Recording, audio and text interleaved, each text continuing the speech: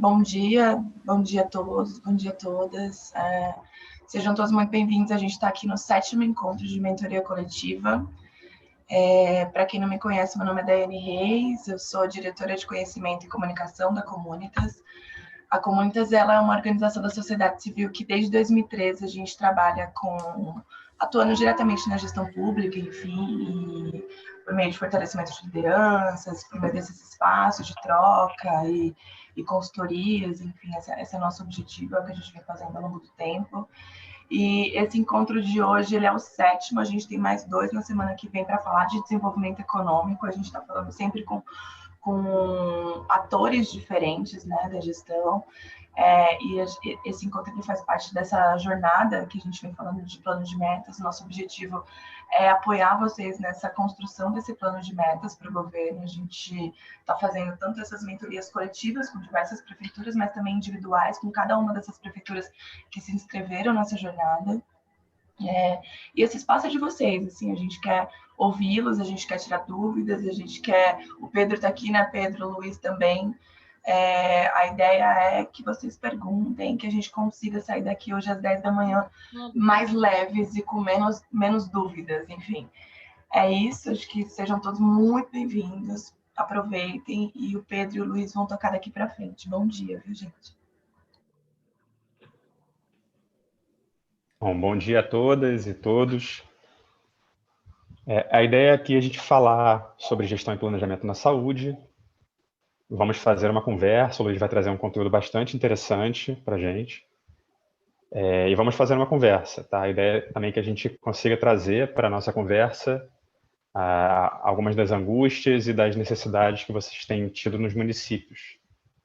Então, o Luiz vai apresentar alguns assuntos, teremos momentos aí para debate, e a qualquer momento que vocês queiram, tem alguma questão, podem postar no chat, e assim que a gente parar para debate, a gente vai abordar essas questões. Tá? Então, fiquem bastante à vontade. Como a Daiane falou, a ideia é que a gente saia daqui um pouco mais leve com as nossas dificuldades ou com nossos desafios na área da saúde. Luiz, está com você. Vamos em frente. Obrigado, Pedro. Bom dia, pessoal. Todo mundo me escuta bem? Sim, estamos escutando bem. Ótimo. Então, tá bom. Bom, meu nome é Luiz Nogueira, eu sou da Falcone, né? Eu sou médico, sou responsável pelo setor de saúde lá na Falcone, já tenho, além de médico, obviamente, eu tenho especialidade em gestão, e a ideia é conversar com vocês um pouquinho a respeito em saúde aqui, que é um grande desafio. Eu não sei se eu vou conseguir deixar vocês mais leves, mas pelo menos assim dar alguns insights e algumas coisas da experiência que a gente tem aí ao longo desses anos trabalhando com saúde. E, por favor, como o Pedro disse, a qualquer momento, fiquem à vontade para fazer perguntas, para trazer a experiência de vocês. A gente tem um tempo relativamente curto, né? Mas a minha ideia aqui foi preparar alguma coisa em termos de mensagens, né, que a gente pode trazer para vocês de questões que são importantes quando você pensa em gestão de saúde num município, né? Gestão de saúde é um negócio extremamente grande, o setor público é um desafio ainda maior, e é claro que a gente sabe que o SUS é organizado aí em 3 esferas, mas a esfera municipal, que é aquela que está mais próxima, né, do cidadão, é a que sofre mais diretamente a pressão, né, em cima de melhores serviços, acesso, toda essa questão. Então, eu vou compartilhar minha tela aqui com vocês e vou trazer... Franci, que já começou e não tem ninguém da saúde na mentoria. Ok. Porque eu não estou conseguindo... Tá bom, é porque eu não estou conseguindo te ver, tá? Vocês conseguem ver minha tela aí, pessoal? Sim. Ok, então vamos lá. Bom, a gente acredita que a primeira coisa que é muito importante para a gente pensar em termos de gestão de saúde ou gestão de qualquer maneira, né, como é que a gente faz para ter sucesso? Nós achamos que são 3 os elementos principais, né? Você precisa ter conhecimento técnico. Então, obviamente, que quem trabalha com saúde precisa ter conhecimento técnico da área, né? Eu não tenho como gerir um hospital, eu não tenho como trabalhar num hospital sem ter o conhecimento de como funciona o hospital, quais são as coisas importantes ali, e dominar o setor, né? Dominar o conhecimento daquela área do ponto de vista técnico. Além disso, é importante ter conhecimento gerencial. E nesse ponto aí, a gente nem sempre está na mesma página, né? As pessoas têm formações diferentes. Até algum tempo atrás, por exemplo, né, no curso de medicina, tinha-se muito pouco de gestão, né? Nos cursos de enfermagem, nos cursos mais técnicos relacionados com saúde, as disciplinas de gestão eram muito pouco abordadas. Então, muitas vezes, você tem alguém que está muito preparado do ponto de vista técnico, mas que não tem conhecimento gerencial. E são dois conhecimentos diferentes, não tem nada errado, né? Mas se eu coloco um excelente cardiologista para ser diretor de um hospital e ele não tem formação gerencial, provavelmente ele vai ter mais dificuldade do que alguém que tem, além do conhecimento técnico, esse conhecimento gerencial também, que é basicamente como é que eu faço um planejamento, como é que eu desenvolvo metas, como é que eu depois executo os meus planos e acompanho esses meus planos, né, para poder melhorar resultados e manter resultados. E, por último, a gente acha que liderança é fundamental, né? Liderança é fundamental para qualquer aspecto de gestão. Então, eu preciso ter pessoas, e eu não estou falando só do líder maior, do prefeito ou do secretário, né? A gente precisa ter liderança em todos os níveis para que essas pessoas deem o rumo. É preciso que as pessoas da linha de frente saibam exatamente para onde estão caminhando, onde é que elas querem chegar. Por isso, meta é muito importante, né? Uma meta mobiliza as pessoas numa determinada direção. Então, quando a gente fala de metas abrangentes, seja na Secretaria de Saúde, seja no seu plano de governo, né? Mas as pessoas precisam saber que elas estão caminhando numa determinada direção. Então, o fato de ter uma liderança clara, de ter metas claras, também é extremamente importante aí quando a gente fala de fatores críticos para sucesso num setor de saúde. Tá? Essa figura aqui parece um pouco complicada, mas na realidade não é não, tá? Nós estamos falando aqui de duas iniciativas básicas ou duas preocupações básicas que qualquer gestor precisa ter, né? Todo o tempo a gente está preocupado em melhorar resultados ou em manter resultados, né?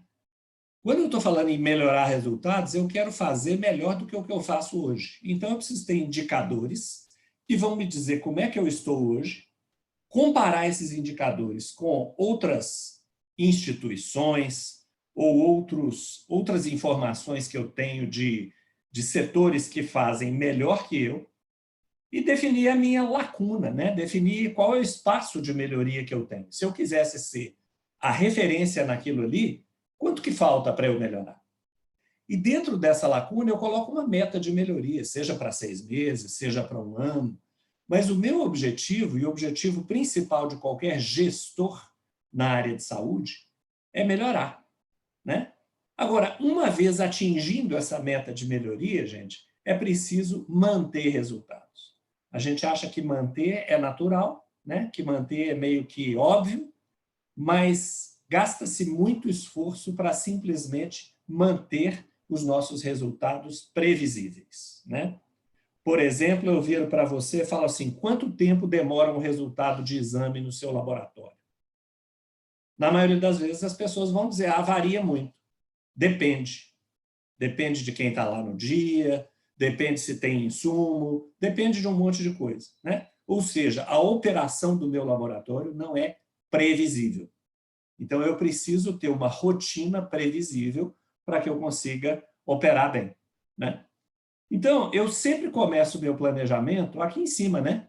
Com uma formulação estratégica, ou seja, eu preciso definir os rumos, eu preciso definir quais são as minhas políticas gerais, eu preciso definir muitas vezes ações que vão precisar de projetos. Por exemplo, eu quero construir uma nova unidade de saúde. É um projeto, né? É um evento único que depois vai entrar em funcionamento e vai virar operação, que é aqui embaixo, né? Operação, está aqui, ó. E eu preciso definir metas anuais, baseadas na minha estratégia, né? Então, a minha estratégia geralmente é uma grande meta, bem abrangente, né? A gente trabalha em alguns municípios que têm meta, por exemplo, de IDH, Índice de Desenvolvimento Humano, que é extremamente abrangente, tem um componente de saúde, tem um componente de saneamento básico, mas depois eu preciso desdobrar essas metas, né? Aí eu estou entrando aqui nesse território, né? Metas de melhoria desdobradas e, às vezes, até metas de inovação, de oferecer algumas coisas que eu não ofereço hoje, ou de oferecer de maneira diferente. Por exemplo, telemedicina, né? Que é uma coisa que está muito prevalente hoje em dia, aí, principalmente com a questão do coronavírus, teve uma evolução muito grande, né? Mas eu preciso pegar uma grande meta. Muitas vezes, em empresa privada, né, essa grande meta é financeira. Eu falo, por exemplo, de aumentar o meu faturamento, de aumentar a minha rentabilidade, né? No setor público, essas metas, em geral, não são financeiras, não, elas estão muito mais ligadas a atendimento, né? Então, é melhorar o acesso, melhorar a resolutividade. Se eu estou falando de educação, por exemplo, eu vou falar em melhorar o IDEB, né? São metas abrangentes que depois vão ser desdobradas em metas menores para que as pessoas possam gerenciar ali no seu dia a dia e fazer planos de melhorias, né? Então, guarda isso na cabeça, né? É importante ter uma estratégia clara. Dessa estratégia, é importante eu desdobrá-la em projetos, no caso de eventos únicos que eu queira criar, né? Fazer alguma coisa específica para poder me ajudar a atingir as minhas metas, e desdobrar a minha estratégia em metas anuais, para os meus hospitais, para as minhas unidades de saúde, para as áreas dentro do hospital, né? Imagina que eu estou falando, por exemplo, em melhorar a cobertura vacinal, tá? Eu posso ter metas diferentes para cada unidade básica de saúde.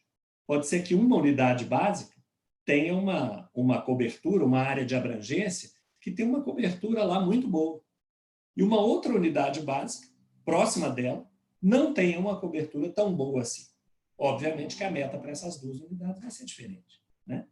E depois, obviamente, eu tenho que, na minha rotina, né, no meu dia a dia, está aqui o meu gerenciamento da rotina, eu vou ter que ter operações previsíveis, ou seja, eu vou ter que ter padrões para que as pessoas trabalhem da mesma maneira, tá?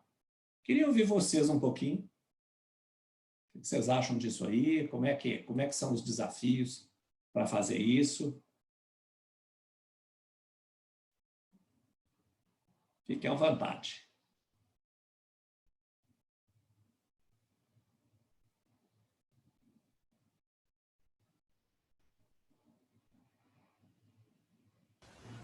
Bom dia, eu vou falar então. Oi, Daiane. Eu acho muito importante a gente traçar metas, principalmente nesse novo cenário da atenção básica, dessa nova programação, desse novo modelo de financiamento, porque praticamente é isso, é através de metas que a gente vai conseguir os nossos financiamentos.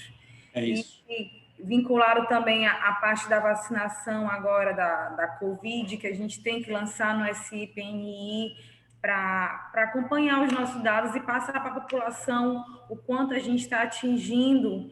Querendo ou não, eu acredito que causa um impacto para as pessoas que não eram acostumadas a serem cobradas com isso, mas de alguma forma, eu acredito que após elas atingirem essas metas, todos esses impactos quantitativos, seja da atenção básica, seja da parte da imunologia, eu acho que ele se torna gratificante e coloca já isso na vida dele, no trabalho dele.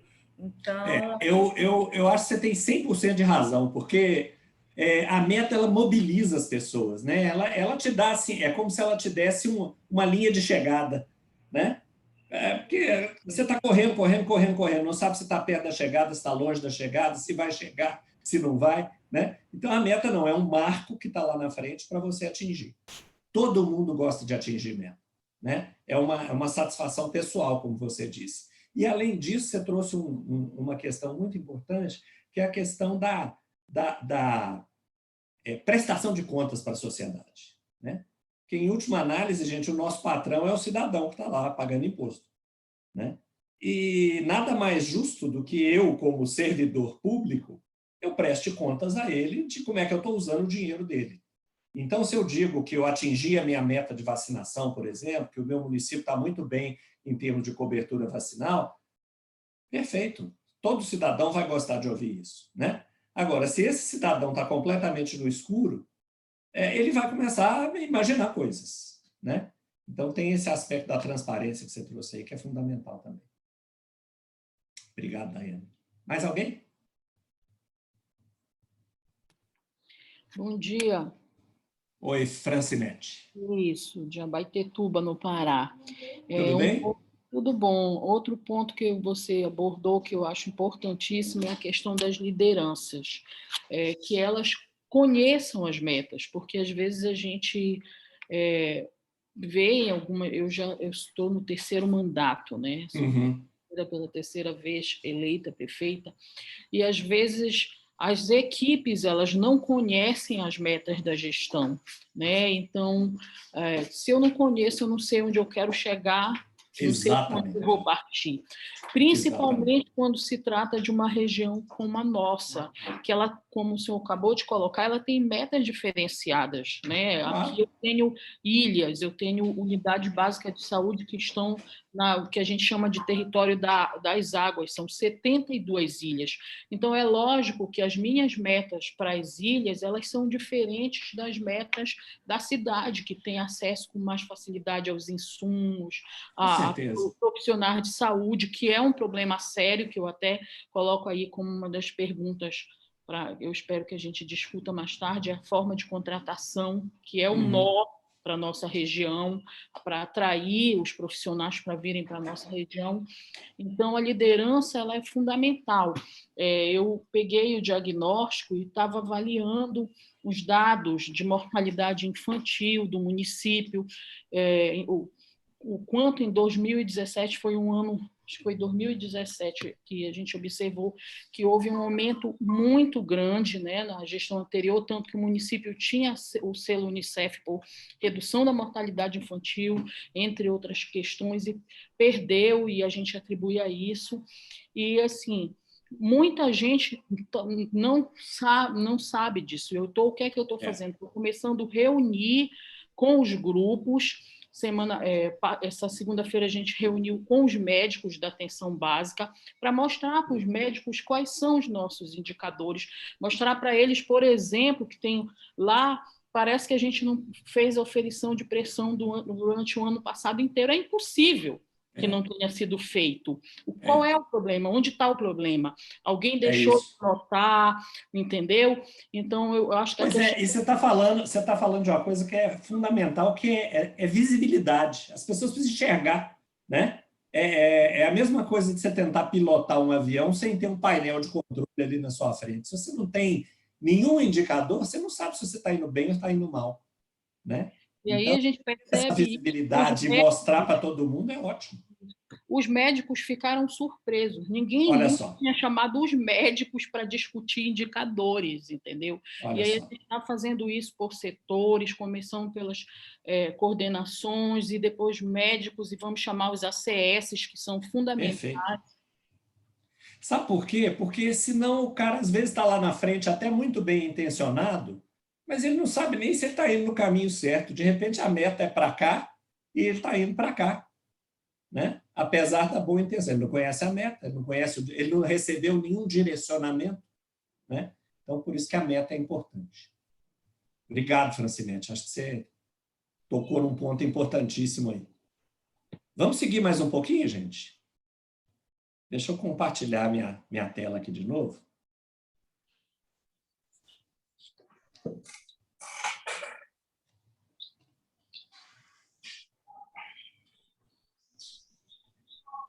Bom, quando a gente pensa, então, o que o cidadão que está no município quer do serviço de saúde, né? E a gente quase que poderia resumir isso em dois grandes blocos. Primeiro, ele quer acesso. Se ele precisa marcar uma consulta, se ele quer marcar uma consulta, ele precisa ter acesso à consulta. Se ele precisa ser internado, ele precisa ter acesso ao hospital, né? E, além de acesso, ele quer resolutividade. Todo mundo aqui já deve ter ouvido falar na ciranda, que muitas vezes acontece, né? Você vai num médico, ele encaminha para outro, que pede um exame, que aí volta e mostra o exame, aí ele pede outro, ou ele encaminha para outro especialista, e ninguém resolve o problema, né? Ou ele é internado, recebe lá um tratamento, volta para casa, 24, 48 horas depois ele tem que ser reinternado, porque piorou de novo, ou seja, não resolveu o problema, tá? Então, se a gente tiver que pensar em duas grandes áreas onde a gente precisa trabalhar em saúde, é acesso e resolutividade, né? Os nossos serviços precisam ser acessíveis ao cidadão. Então, eu posso ter um indicador que vai medir, por exemplo, tempo de espera para uma consulta eletiva, ou tempo de espera numa UPA. Isso é acesso. Eu tento acessar e demora muito, né? Tempo de espera para cirurgia eletiva. Todos esses são indicadores de acesso, tá? Percentual de crianças com vacinação em dia, tá? E outra, na linha da resolutividade, é o seguinte: quão resolutivo é o meu setor? Quantos pacientes que eu atendo na atenção primária que eu tenho que encaminhar para outro lugar porque eu não dou conta de resolver? Se for 100%, significa, claro que eu estou exagerando aqui, né? Mas significa que a minha atenção primária não resolve nada. Então, eu preciso entender, né? E a gente sabe disso, né? Que a atenção primária deveria resolver a maioria das questões que chega lá. Dentro do meu hospital, eu preciso entender o seguinte: quanto tempo demora? Qual é o meu tempo médio de permanência dos pacientes, né? Quão resolutivo eu sou ali no dia a dia. Então, esses dois desejos, né, essas duas demandas do cidadão devem orientar muito do nosso trabalho, né? O nosso trabalho é oferecer o melhor acesso possível.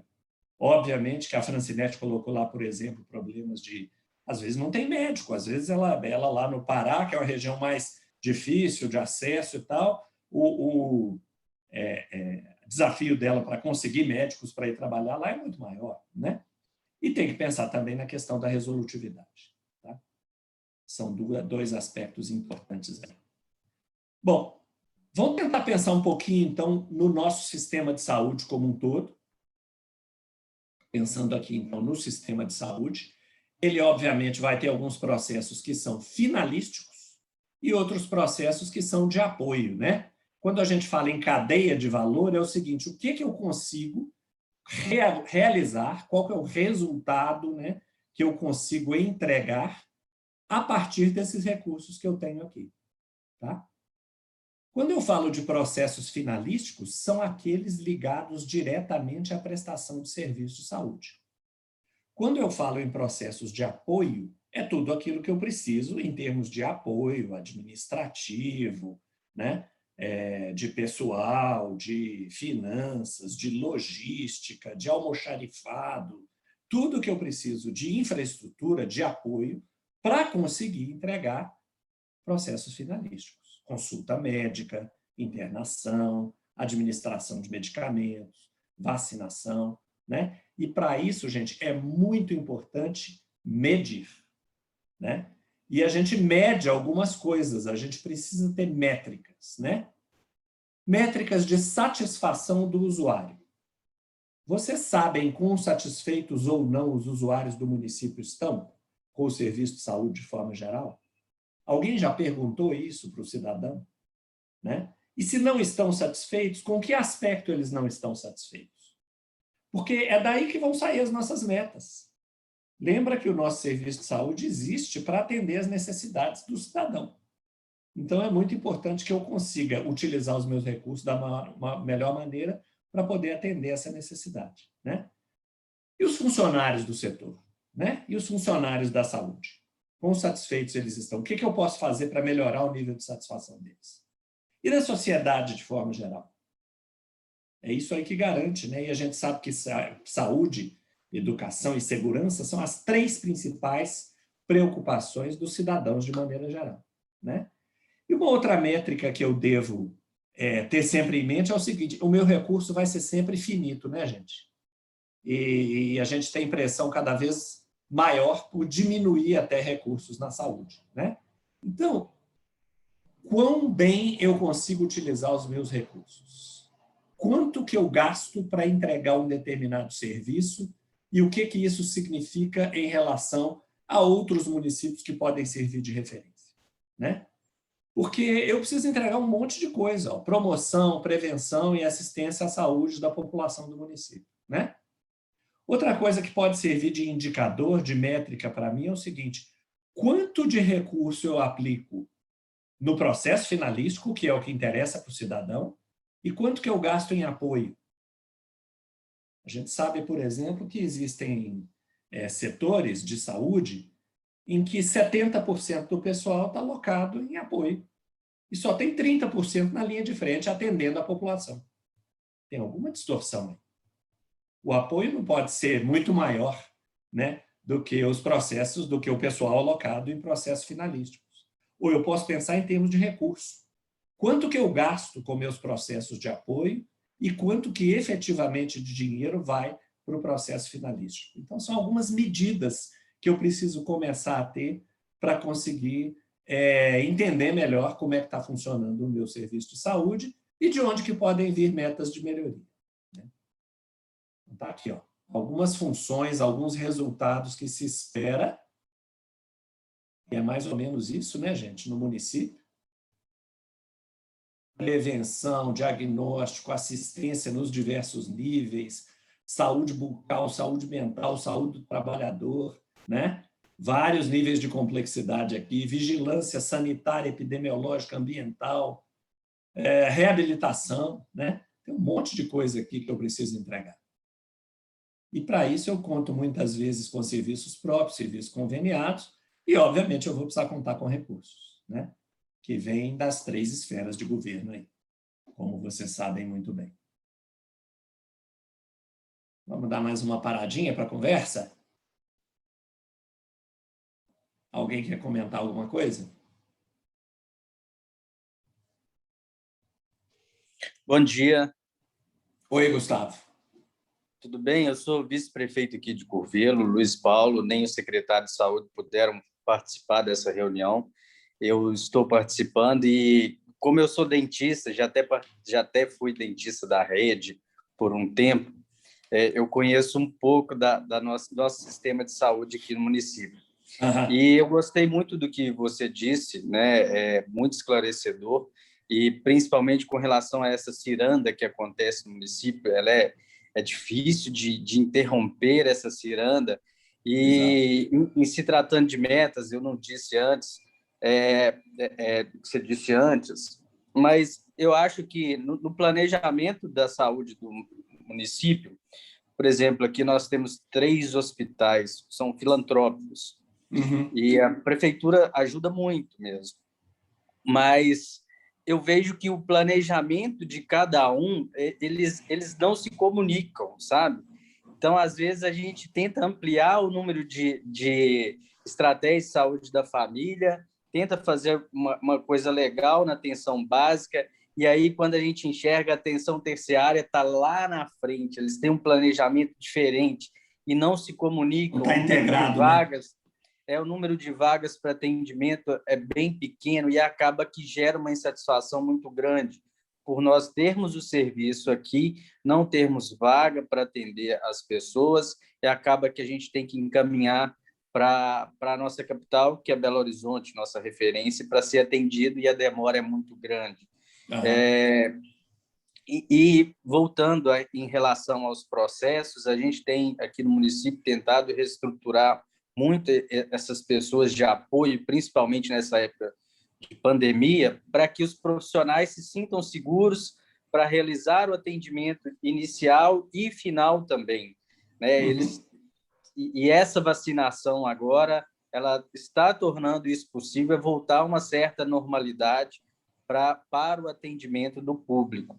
E uma grande dificuldade aqui, que assim, eu como cidadão percebo também, é que nós investimos muito na saúde, sim, cerca de 30% a 33% nos últimos anos do orçamento na saúde, e nós não conseguimos sentir uma melhora na saúde, sabe? Não é perceptível pela população, a gente investindo aí o dobro e a gente não consegue perceber nada, não consegue perceber melhoria. Então, assim, isso é muito frustrante, entendeu? E é um desafio enorme para a gente, como gestor, fazer com que a população perceba que os investimentos estão sendo feitos e que elas se sintam satisfeitas com o que está fazendo, sabe? Eu acho muito complicado e complexo isso. Você tem toda a razão. Eu acho que você trouxe dois aspectos aí que são muito importantes. O primeiro é a questão da percepção, né? Então, assim, como é que eu mostro para a população o que está melhorando? Eu preciso mostrar fatos e dados, gente. Então, eu preciso dizer assim, eu tinha uma mortalidade, como disse a Francinete lá, de X, e hoje essa mortalidade caiu 20%, né? Isso aí as pessoas conseguem perceber. Mas se fica só no melhorou, alguém disse que melhorou, é mais difícil das pessoas acreditarem. Eu preciso mostrar evidências. Então, por isso, eu preciso ter medidas claras, né? E traçar ao longo do tempo essa linha de melhoria. Uma outra coisa muito importante que você colocou é a questão de recurso. O recurso, por mais que a prefeitura invista, se ela não tiver essa métrica, né, de resultados, é um saco sem fundo, gente. Saúde é um lugar onde quanto mais dinheiro você põe, mais demanda vai surgindo, né? Então, por isso que eu preciso ter metas claras e investir focado, né? Eu tô trazendo isso aqui, mas eu tenho uma meta. E uma outra coisa que você falou, Gustavo, que é importante, é o seguinte: a prefeitura coloca muito dinheiro, ajuda muito os hospitais filantrópicos. Cobra resultado, cobra contrapartida dos hospitais filantrópicos em termos de resultado. Mas sabe o que acontece? A gente fica meio que refém. Um exemplo. Nós, sempre que nós, por exemplo, investimos um valor no hospital quando eles nos pedem, lógico que nós fazemos um plano de trabalho, tá bom, em contrapartida vocês vão fazer um número X de cirurgias, que a nossa fila está grande, vamos tentar diminuir isso aí. Só que aí o hospital meio que não cumpre isso a curto prazo e aí chega com outra demanda. O tomógrafo está com defeito, precisamos de R$1 milhão. Se não tiver o tomógrafo, mais pessoas vão morrer de Covid. Nós precisamos desse exame diariamente para isso. E aí o prefeito fica refém. Nossa, nós temos que conseguir esse dinheiro. Não é fácil. O que a gente vai fazer, Gustavo? Então, é mais ou menos assim. E o que você estava falando, eu queria até que você opinasse em relação ao que eu vou dizer agora, é o seguinte: em relação à melhoria, por exemplo, as filas de cirurgia elas são muito extensas de exames. A gente está querendo tornar essa fila, fazer com que ela seja visível para quem está na fila. Porque pode acontecer de, politicamente, alguém passar na frente, isso e aquilo. A gente quer tornar isso visível e a pessoa saber. Eu estou em 10º, eu estou em 9º, eu sou o 2º, agora eu devo fazer os exames para eu realizar a cirurgia. A gente está tentando implementar isso no município e eu queria até saber a opinião de vocês a respeito disso posteriormente, se não for o caso agora.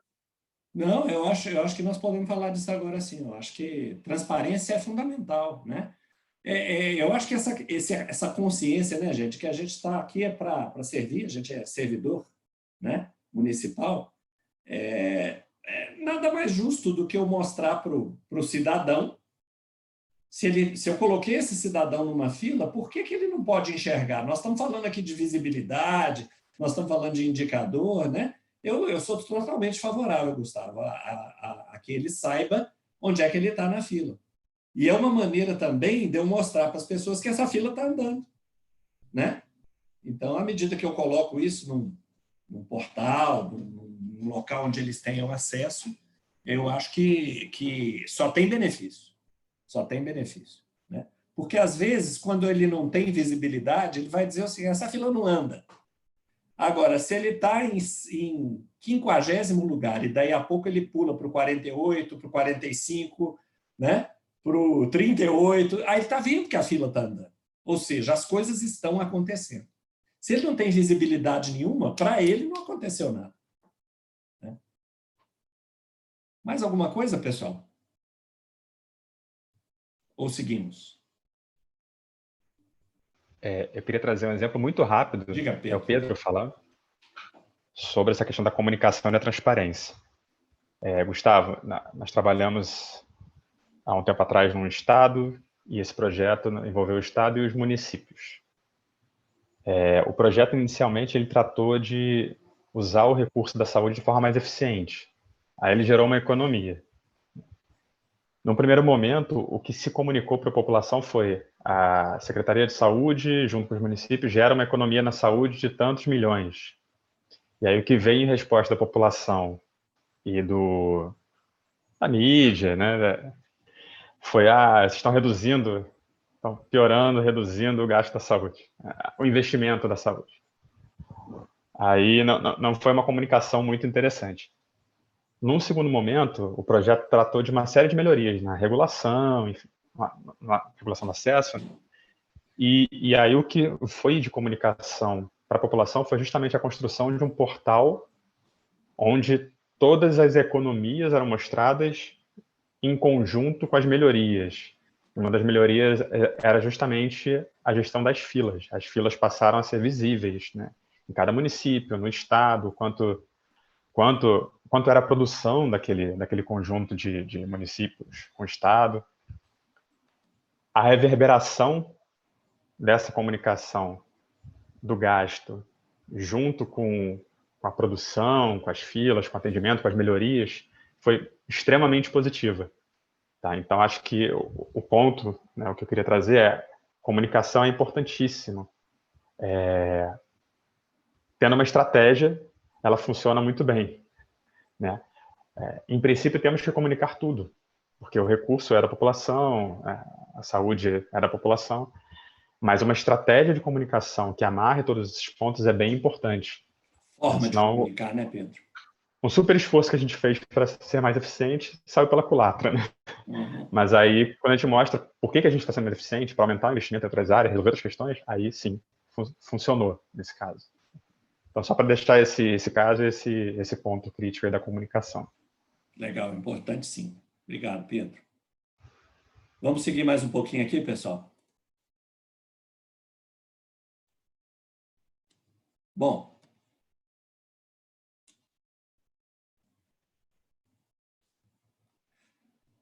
toda vez que a gente vai falar de melhoria, a gente precisa usar um método, né?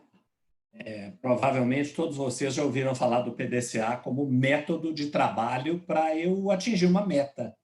Né? Uma meta é sair do lugar onde eu estou hoje e chegar num outro lugar onde eu queira estar dentro de um período de tempo, seja um ano, seja 6 meses. Né? Agora, para isso, gente, eu preciso ter uma forma de trabalhar. Existem outros métodos, mas a gente gosta de utilizar o PDCA porque ele é muito simples, é intuitivo, né? Basicamente, o que ele diz é o seguinte: primeiro, você precisa identificar o seu problema. Depois, você precisa entender as causas desse problema e fazer um plano de como neutralizar essas causas. Tá? Então, vamos imaginar que o meu problema seja tempo médio de internação elevado. Tá? Quanto mais eu puder entender sobre isso, melhor. É em todos os hospitais da rede? Ou é mais em um do que em outro? É mais em adulto ou é mais em criança? Tem alguma época do ano em que essas internações tendem a ficar mais longas do que outras? Ou seja, eu começo a esmiuçar o problema, né? Para que eu entenda cada vez mais do problema em si.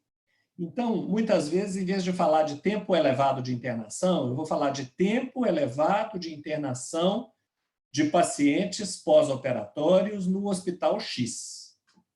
Fica uma meta muito mais específica para eu poder trabalhar.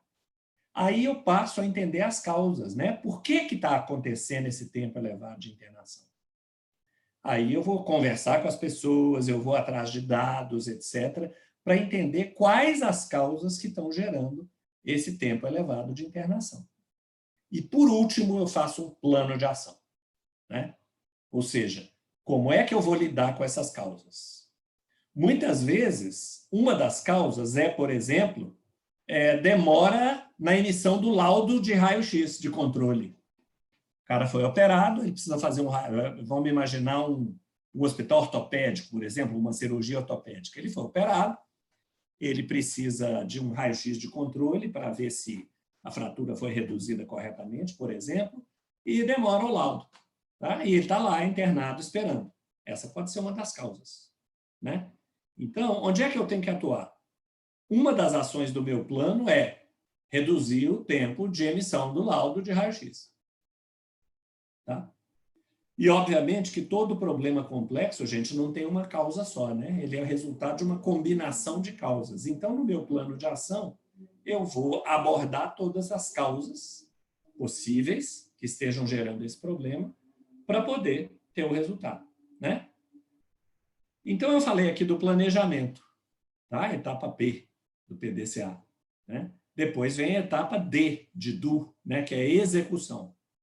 E à medida que eu vou executando aquelas ações do meu plano, eu vou também verificando resultados, né? Está diminuindo o tempo de internação? Se eu estou executando corretamente e se eu tenho as ações corretas para fazer, se eu fiz aqui uma boa análise, né? Eu espero que esse número, que esse tempo de internação vá diminuir. Se ele diminuiu, eu vou padronizar, né? Que é atuar em função desse resultado aqui. Eu vou padronizar para que essa seja a minha nova forma de trabalhar. Ou seja, aquelas ações que deram certo passam a ser rotina agora, né? E se não deu certo, eu vou ter que rever.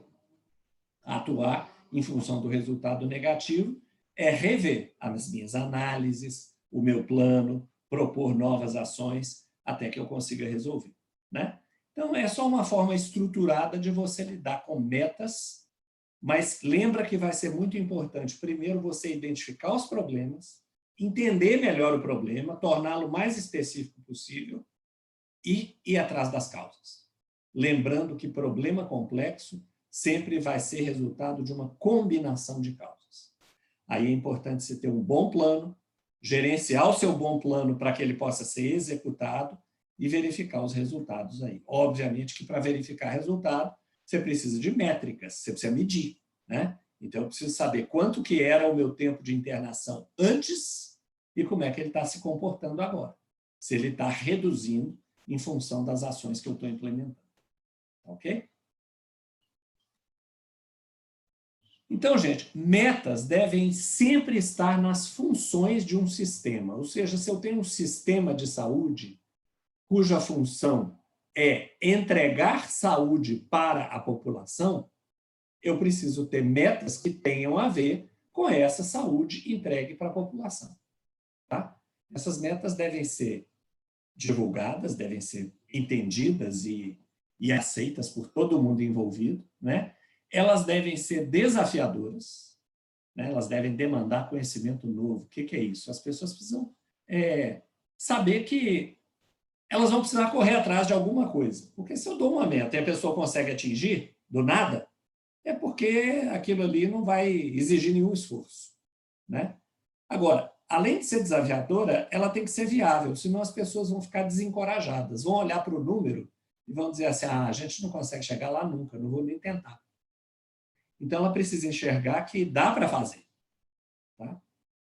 Elas precisam estar alinhadas tanto com o seu orçamento quanto com a sua estratégia, com o seu plano de governo, né? E elas precisam ser sustentáveis, não no sentido ecológico da palavra, né? Mas no sentido assim, de que eu tenho como explicar por que aquela meta é factível, por que aquela meta é viável. Por exemplo, essa meta já foi atingida há 4 anos atrás, com uma estrutura semelhante. Então, ela é possível, né? Ou já tem outro município que é comparável com o nosso, que tem um orçamento comparável com o nosso, que consegue realizar esses números. Então, ela pode ser sustentada com fatos e dados. Tá? É importante ter uma meta e comunicar essa meta às pessoas envolvidas, né? Lembrar sempre que a meta tem alguns elementos que são chave, né, pessoal? Tem gente que confunde meta com objetivo. Então, fala assim, a nossa meta é reduzir mortalidade infantil. Isso é só o objetivo. Para virar meta, tem que ter um valor numérico e tem que ter um prazo. Reduzir a mortalidade infantil em 10% até dezembro de 2021. Agora virou meta. Objetivo, a quantificação do objetivo e o prazo, né? Aumentar a taxa de aproveitamento de consultas oferecidas na atenção básica de 60% para 80% até dezembro de 2021, por exemplo. Tá? Então, são metas completas e visíveis, né? Que vão mobilizar as pessoas a fazer alguma coisa, a entender o problema e traçar um plano. Tá? Então, o ideal é que cada grupo de pessoas, e às vezes chega até o nível de indivíduo, né, tenha claros quais são as suas metas. Então, se eu trabalho numa UBS, uma unidade básica de saúde, é muito importante eu conhecer quais são as metas da minha UBS.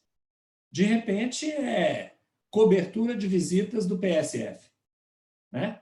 Eu tenho 2.000 famílias para cuidar, quantas delas eu consigo visitar?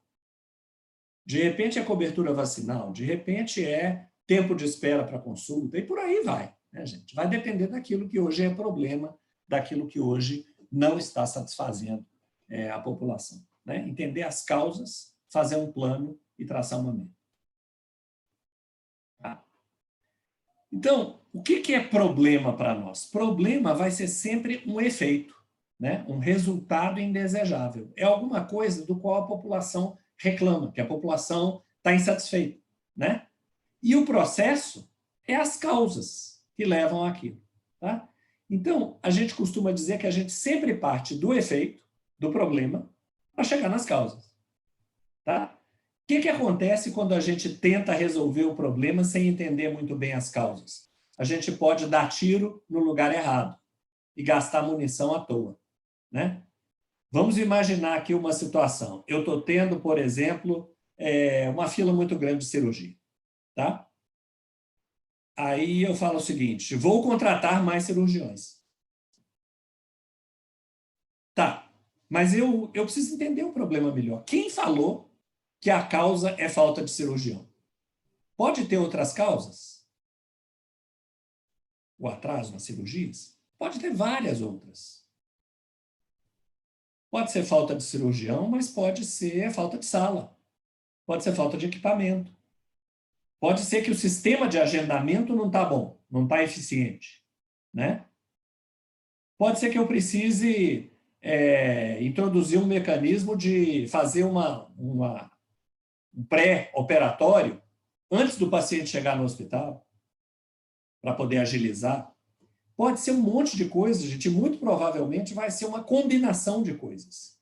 Então, antes de sair atuando, né, e muitas vezes até gastando dinheiro desnecessariamente, eu preciso entender quais são as causas, tá? Então, entenda qual é o problema, para depois entender quais são as causas, quais são as causas, né? E aí sim fazer um plano de ação que tenha sentido, né? Muitas vezes, gente, a solução simplista para problemas é sempre mais gente, mais equipamento e mais pessoal. Cuidado! Se você pensa nessas 3 soluções, dá uma analisada nas causas antes. Será que mais gente vai resolver? Será que mais equipamento vai resolver? Será que mais processo vai resolver? Ou eu preciso entender isso melhor? Tá? Será que mais dinheiro vai resolver? Será que é esse o problema?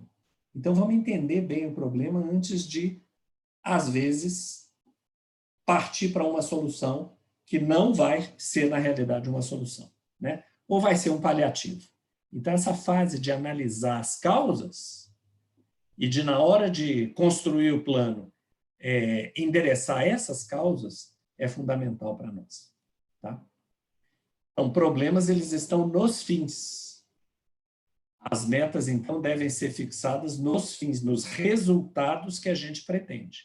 A minha meta não é construir um hospital. A minha meta é diminuir fila, a minha meta é reduzir o tempo de espera, tá? Para isso, pode ser que eu precise construir um hospital ou não. Pode ser que eu precise melhorar os meus processos. Pode ser que eu precise realocar pessoas, tá? Então, eu sempre parto dos fins para os meios, né? Para os processos. Vamos conversar mais um pouquinho?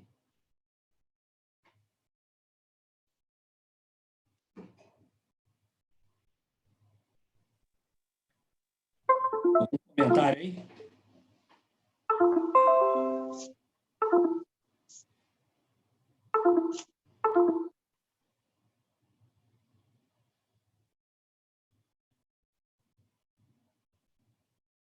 Ficou claro, gente? Não tem comentário? Podemos seguir em frente?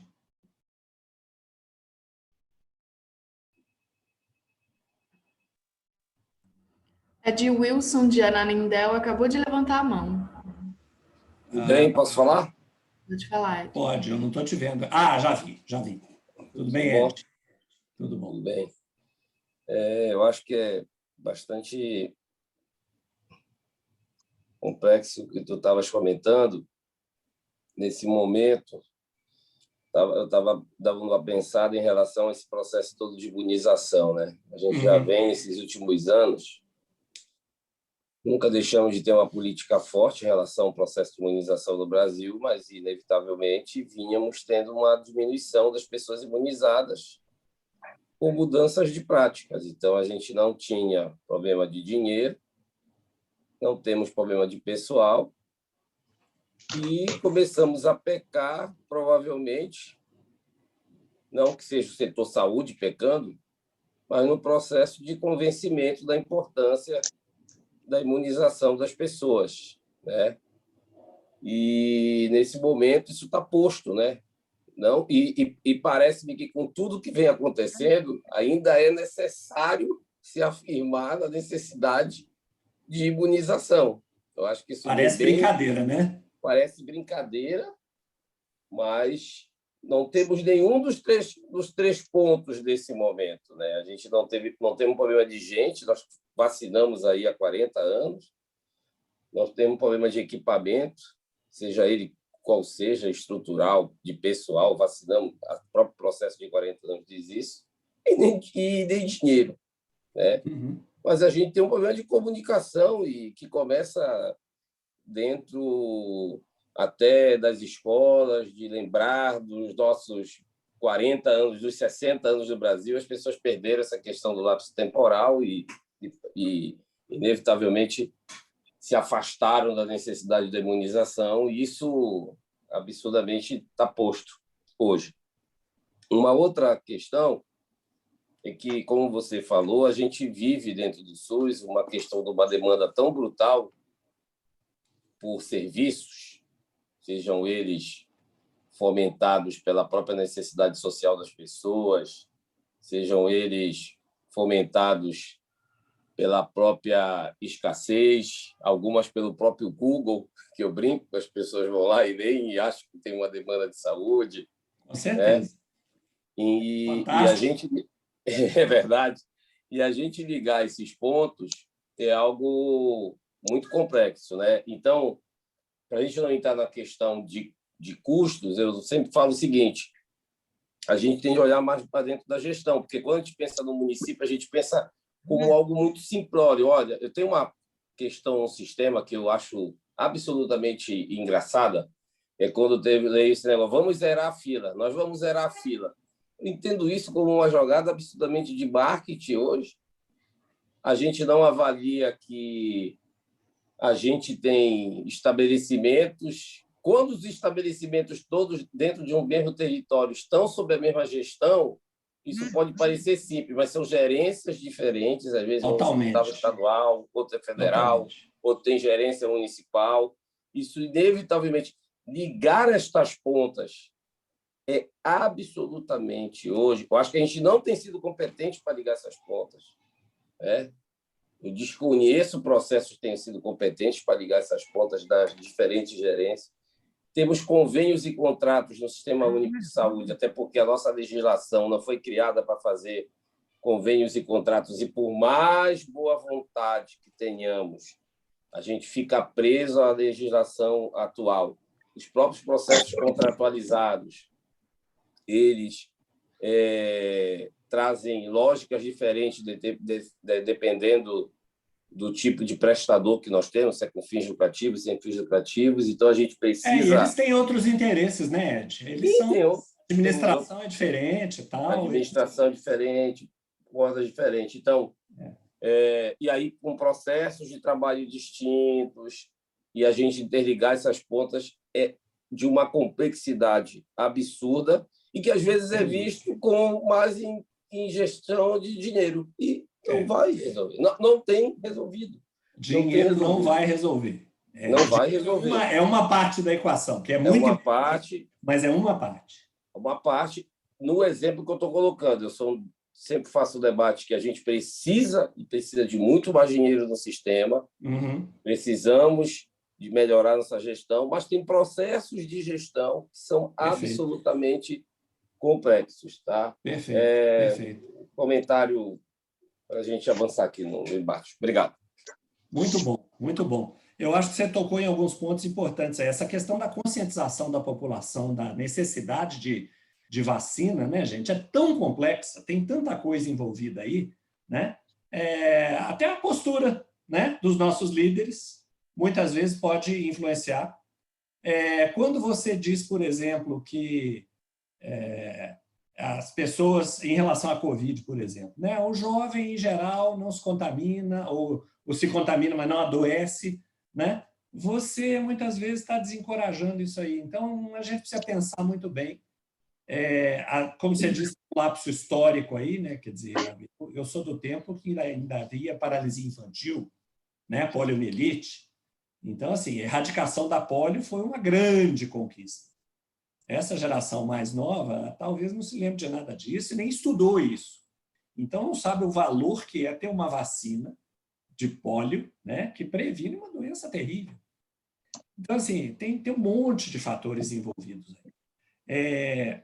Aumento de demanda, né? Demanda real ou demanda imaginária, como você falou, a demanda do Google, né? O cara vai lá, está com uma urticária e já quer fazer uma biópsia de pele porque ele está com urticária. Porque ele já leu lá no Google que em 0,01% dos casos aquilo ali pode ter tal questão. Então, a demanda que a gente precisa gerenciar também.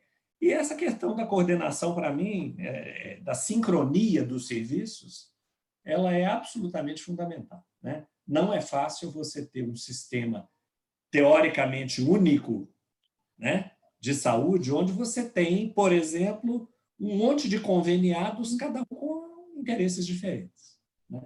Então, eu acho que gestão se torna muito mais importante num cenário desse do que se eu tivesse realmente um sistema realmente único, com uma orientação única, com uma estratégia única, né, que pudesse ser direcionado dessa maneira.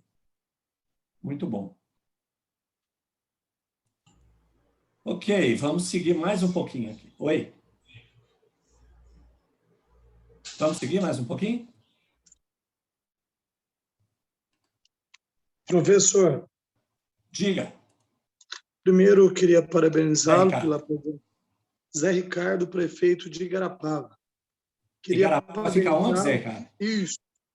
São Paulo, divisa com Minas Gerais, próximo a Uberaba, Franca, Ribeirão Preto. Joia. Falamos que é a primeira cidade da Anhanguera. Tá. Paulistano para o último. Professor, primeiro queria parabenizá-lo pela aula, por mais que ela é mais voltada para os secretários, a gente analisa o que o senhor expôs, né, para que a gente possa atingir as nossas metas, algo que é fundamental, saber quais são as causas, porque tenho certeza que nosso secretário está aí, o Vergara, que é ex-secretário de Franca, muitas vezes, tanto em outros setores também, não só na saúde, né? É mais fácil, às vezes, chegar para o prefeito e falar, preciso de dinheiro, ou eu preciso de mais pessoas, porque no apagar o incêndio, temos que resolver o problema. E muitas vezes o prefeito, né, autoriza de imediato, mas às vezes o problema está ali na causa. É isso. A gente tem visto muito, por exemplo, os cidadãos reclamar que em tal SF tem muito funcionário parado que não trabalha. E às vezes a demanda é o quê? Precisamos de funcionário. Então, em outro setor. Então, o ideal seria o quê? Igual o senhor falou. Às vezes há necessidade de fazer o estudo previamente. Talvez a medida correta não é gastar aquele dinheiro, investir em determinada forma melhor para suprir as necessidades.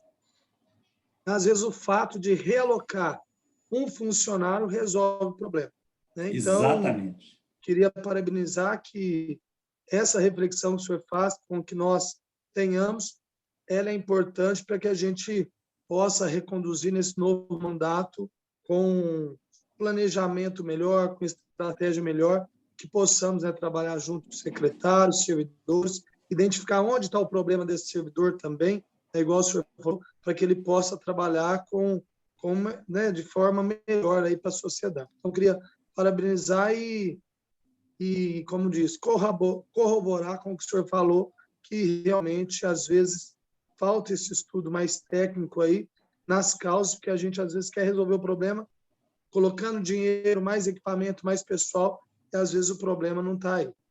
Obrigado e parabéns, viu, por fazer nós refletirmos nessas questões. Obrigado a você pela contribuição aí. E eu estou lembrando, que você está falando aí, eu estou lembrando que a gente trabalhou numa prefeitura há algum tempo atrás, né, onde a gente tinha uma discrepância muito grande nos diversos distritos de tempo de acesso à consulta. Tá? Aí a gente foi tentar entender, poxa, é o mesmo município, por que num lugar demora 15 dias e no outro lugar o cara consegue uma consulta em 2, 3 dias? Tá? Aí nós fomos ver, gente, era um problema de alocação de médico, né? Aqueles distritos onde o acesso era mais fácil, onde era mais próximo do centro, etc., tinha muito mais médico por a população do distrito do que em outros, onde era mais difícil chegar, etc. E, basicamente, os médicos podiam escolher em qual distrito eles iam trabalhar. Então, você tinha uma alocação irregular, não equitativa, né, gerando essa distorção. Ou seja, num primeiro momento, alguém que está lá no distrito onde tem um tempo de espera muito alto, podia chegar para o prefeito e falar assim, nós estamos precisando de mais médicos, contrata mais gente. Não é uma questão de contratar, era uma questão de reposicionar as pessoas em função, não da comodidade delas, mas do atendimento à população. Né? A gente sabe que tem um monte de coisa envolvida aí, mas é preciso equacionar dessa maneira. A solução não é contratar mais gente. Senão, daqui a pouco eu vou ter o mesmo problema. Essas pessoas que eu contratar, elas vão também escolher aqueles lugares onde for mais conveniente para elas. Né? Então, é só um exemplo para corroborar isso que você acabou de dizer aí. Gente, nós estamos quase terminando o nosso tempo aqui. Deixa eu concluir com mais algumas mensagens aqui que eu queria passar para vocês, antes da gente concluir e passar a palavra para o Pedro. Indicadores, né? Já falamos aí da importância dos indicadores. Indicadores são números, né, que a gente precisa controlar. E tem gente que pensa que controle é igual a monitoramento, né? Controle é mais do que só monitorar. Controle é monitoramento mais ação em caso de desvio.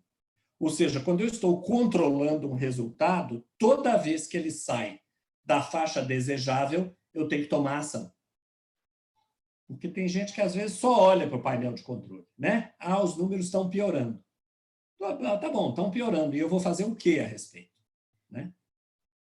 E esses indicadores, eles medem variáveis que traduzem o desempenho ou do meu processo ou do meu resultado final. Então, eu posso ter, por exemplo, um indicador de tempo de permanência no hospital. Né? Eu posso ter também, esse é um indicador finalístico, né, de resultado da eficiência daquele hospital em tratar o paciente. Né? Mas eu posso ter um indicador interno, de algum processo interno do hospital. Por exemplo, tempo de demora para entrega de resultado de exame. mede um processo que é fundamental para o resultado final. Tá? Tem uma máxima em gestão, né, que diz o seguinte: quem não mede, não está gerenciando. Quem não mede, não gerencia. Então, para eu saber se eu estou indo bem ou mal, não basta uma percepção subjetiva. Não basta uma opinião. Eu tenho que ter fatos e dados. Eu tenho que medir os meus resultados. E isso me ajuda muito na hora da minha interlocução com a população também, né? Eu posso dizer o seguinte: olha, no primeiro ano da nossa gestão, eu tinha esses números e agora eu tenho esses números. Contra esse tipo de argumento, né? É difícil você brigar, porque você está medindo e está mostrando resultados claros, né? Palpáveis. Alguns problemas comuns que a gente vê na gestão de saúde em nível municipal: ociosidade da capacidade instalada, né? A gente trabalhou num município que oferecia um certo número de consultas nas unidades básicas de saúde por dia. Só eu não lembro dos números, né? Mas vamos imaginar aqui que fossem 200 consultas, tá? Dessas consultas, efetivamente, eram realizados 45%. Então, de 200 consultas, efetivamente se fazia 90. Tá? E aí nós temos que entender as causas, né, gente? Por quê? Porque as pessoas não chegavam no horário? Porque havia um absenteísmo muito grande a consultas marcadas? Mas por que havia esse absenteísmo? Ah, é porque a consulta era marcada com 45 dias de antecedência, então muita gente esquecia. Tá? Por outro lado, tinha gente que ia lá buscar a consulta e a agenda está toda tomada e essas pessoas eram dispensadas. Né? Então, existem formas de lidar com capacidade instalada que não necessariamente contratar mais médico. Eu preciso entender o processo e corrigir as distorções do processo. Né? É muito simples eu falar em mais gente, mais espaço, mais equipamento. Essa é a solução simplista. Né? Mas quando eu vou entender os processos, muitas vezes eu consigo fazer mais com aquilo que eu já tenho. A mesma coisa com suprimentos, né? Ah, demora muito para... quando a gente faz um pedido, sei lá, acabou aqui o nosso estoque de gás. Demora 2 semanas para chegar mais gás lá do almoxarifado central. Temos que entender os porquês. Né? Em vez de ficar criando estoques paralelos, muitas vezes, né? Como a gente vê em UBS muitas vezes, tem que entender o porquê. Por que o almoxarifado central não está conseguindo atender a demanda em menos tempo? Tá? Distribuição equivocada de recursos, né? Seja recursos humanos, seja recursos de dinheiro. Né? Eu acabei de falar aqui da questão de alocação dos médicos nos diversos distritos. Né? Absenteísmo, gerando desperdícios. Absenteísmo de clientes, por exemplo, na consulta, né, gerando um desperdício de uma vaga de consulta que não vai ser utilizada. Né? E aí o que acontece muitas vezes é que o médico estava lá para atender 12. Só apareceram 5, ele atende os 5 e vai embora. Né? Eram 5 que estavam agendados, ou tinha 12 agendados, mas desses 12 só 5 apareceram, os outros agendados não vieram, ele vai embora. Então eu gero desperdício. Eu estou pagando pelo horário dele, eu estou pagando por 12 consultas e ele atende 5. Tá? Baixo nível de satisfação do usuário, baixa taxa de resolutividade do sistema, né? São aí alguns dos problemas que a gente vê na prática. E aqui só para citar algumas das nossas experiências, né? No segmento hospitalar público aí. Por exemplo, aumento da taxa de ocupação em hospitais de SUS, de 67% para 80%, proporcionando acesso adicional de 3,4 mil pacientes dia por mês. Por quê? Porque trabalhando processos internos, eu consegui aumentar a taxa de ocupação. Redução da média de permanência. É a forma melhor que tem de eu abrir novos leitos sem abrir novos leitos, né, gente? Se eu tinha lá 8,6 dias de média de permanência, eu reduzo para 6 dias, eu consigo dar acesso a mais 4 mil pacientes dia por mês, sem mexer, sem ampliar um leito, aumentando a eficiência do sistema. Redução do percentual de cirurgias suspensas, de 22 para 13. Esse é um problema sério em centro cirúrgico, né? Fica ocioso muito tempo porque tem muita cirurgia cancelada. Aumento do percentual de exames complementares marcados em, no máximo, 3 dias, de 17% para 95% em 6 meses. Tá? Exames complementares que eu consigo marcar com prazo de espera de 3 dias. Aumento da oferta de consultas médicas na atenção básica em 8,5% em 6 meses, sem aumento de quadro, mexendo nos processos, né? Redução da mortalidade infantil de 16,3 para 13 por mil nascidos vivos. Então, são alguns casos que, trabalhando o processo, trabalhando gestão, a gente consegue melhorar a eficiência do sistema e prestar uma atenção de qualidade melhor aí para o nosso cidadão. Tá? Só alguns exemplos aí de utilização dessa metodologia na melhoria da gestão, né? O que a gente considera chave para alcançar essas metas? Tá? É uma etapa que a gente chama de controle. Então, uma vez que eu tenha definido o meu problema, entendido o meu problema e suas causas e feito um plano de ação, eu preciso periodicamente avaliar a execução dessas ações. Sabe por quê, gente? A gente coloca no plano de ação um monte de coisa e depois ou se esquece, ou vem outras prioridades, né? O fato é que muitas vezes a gente esquece de executar. E, na realidade, o plano não resolve o problema. O que resolve é a execução.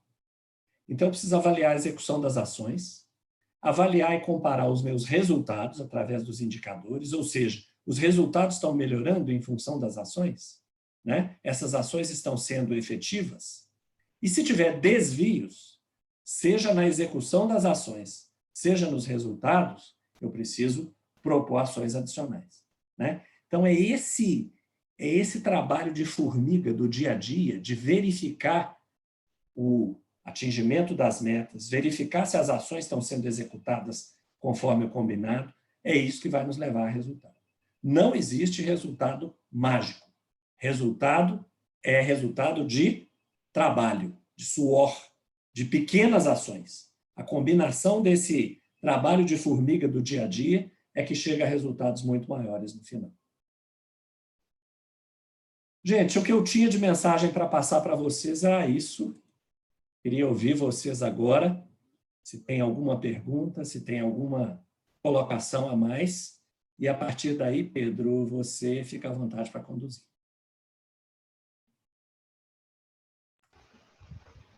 Luiz, a gente que agradece. Foi tanto uma aula quanto um debate excelente. Como o Luiz falou, eu queria deixar aqui um tempo para vocês. Caso vocês tenham mais comentários, queiram conversar sobre algum outro assunto. Opa, vamos lá. Oi, bom dia. Sou Luiz Vergara, também de Garapava. O prefeito acabou de falar agora. Como é que vai? Tudo bem? Tudo.